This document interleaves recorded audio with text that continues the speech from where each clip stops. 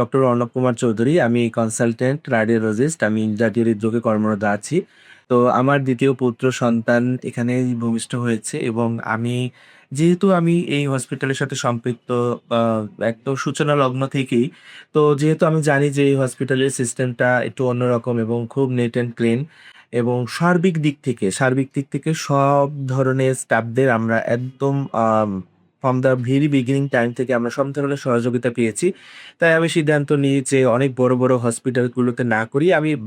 ভাবি যে আমি যেহেতু এখানে চেম্বার করি এখানেই করব।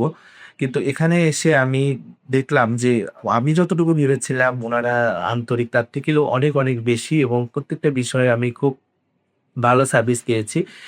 বিশেষ করে আমার কনসালটেন্ট ছিলেন মিসেস মাহমুদা ম্যাডাম। আ উনি উনার একটা বিশেষ কারণে যখন বিদেশে চলে যায় তখন আমি মানে ভয়ে ছিলাম যে কে করবেন। পরবর্তীতে অ্যাম আ সু associate professor Rabia Sultana madam দায়িত্ব নেন এবং যেদিন ও হয় ১২ তারিখে সেদিন প্রায় ঢাকা শহর পুরো ডুবে গিয়েছিল এবং আমি খুব টেনশনে ছিলাম যে কখন ডেলিভারিটা হবে। কিন্তু এলায়েন্স থেকে প্রত্যেকটা কনসালটেন্টকে গাড়িতে করে নিয়ে আসা হয় এবং সঠিক সময়ে কিন্তু আমার বাচ্চার ডেলিভারি হয় এবং প্রত্যেকটা পদক্ষেপ বিশেষ করে ওটির মধ্যেও যেহেতু আমিও ডক্টর ছিলাম, দেখেছি খুব কাছ থেকে।